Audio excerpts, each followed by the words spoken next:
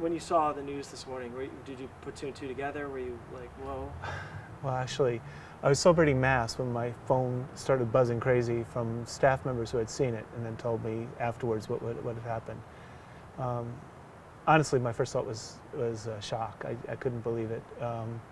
Really horror that something like that would happen to such a beautiful little girl.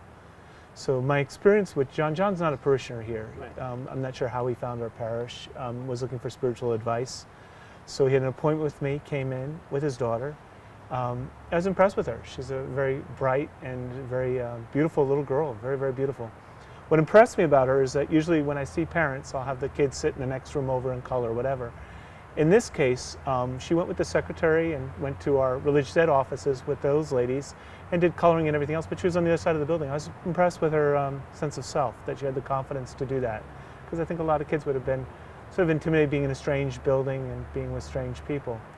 My interview with John went well. I mean, he's 25-year-old, was confused, had a spiritual experience, wanted to grow in the Lord. He had told me that he had a history of and diagnosed with psychological problems. But aside from the fact that I could tell that he was struggling, there wasn't anything that came out that was sort of hinted of any sort of danger to him or to his family or anyone else. Halfway through the interview, I received a phone call that the sheriff's office was here and they had received a complaint or a concern from someone that he might hurt himself. So after I was finished, I talked with him about that and sort of bridged the gap so that he would be able to go to the police officers and that there wouldn't be any sort of trauma or drama, for that matter. And they had their interview with him, and afterwards he left. I gave him a Bible, and he was supposed to be here tonight, actually, for some classes. Later on in the day, trying to join. Yeah, he wanted to be baptized. He had a spiritual experience and wanted to be baptized. I think that earlier he called and said that he, felt tormented. So I think that he was looking for spiritual relief, thinking that his mental problems might have had a spiritual cause, if you will. So he came back about an hour, 2 hours later, and at this point he was more agitated and really sort of insisting that he be baptized on the spot, which we don't do. There's a period of preparation that's required. He also brought his stepmother with him to sort of verify his story. The girl was there with him as well, and the girl was fine. The stepmother seemed fine. He was more agitated, especially when I couldn't help him. Right. And he admitted that he was paranoid, that he felt that way. But there wasn't any sense that he was a danger to himself or to anyone else. That's what everyone seems to be saying. I can't imagine, what must have transpired in his mind as time went on. As a person of faith, I believe that his daughter's in the hands of God. What a tragedy, because I can only imagine what an amazing woman she would have grown up to be. For him, I think when he finally is able to be in a lucid moment and he's able to reflect on what happened, I can't imagine the horror. Imagine that you took the life of your child. Just horrible stuff. And same thing with his dad and stepmother and the mother of the child. I mean, to think that she couldn't have somehow helped. You do a lot of counseling too. I'm Yeah. Put on that hat just real quick. How do you talk about this? How do you talk with your family if someone's watching the story? How do you talk about it with your kids, with your within adults?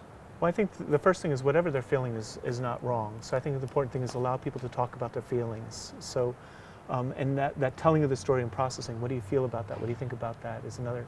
I think the second thing is to say that, how fragile we are. We tend to think that we're invincible, and that when we see people under stress, when we see people who are struggling with the mental health issues, it's important that people get the help and they get the support.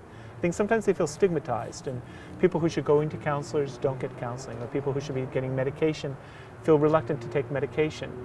Sometimes they feel that people look down on them. I think it's important to be able to support people in their journey. I think that if I was I don't know how you talk to a child about it other than just to say something terrible happened.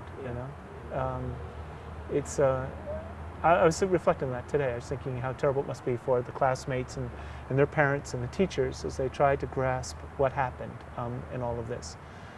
But because even as I read the police reports and saw the news myself, I didn't get the sense that it was a hateful act or a mean act or anything else. I think it was a very it was a very ill act, a very nonsensical, a tragic act. You know, very, very sad.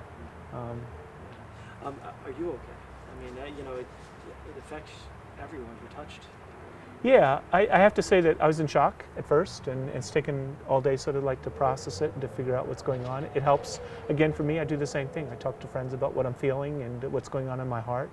Replay the tapes in my mind. Would I have done any different? Could I have done anything different? And I tried my best, and I didn't, even now if I was doing the whole thing again, I wouldn't have done anything different because there wasn't anything I could have done that I would have seen, that would have had justification to do.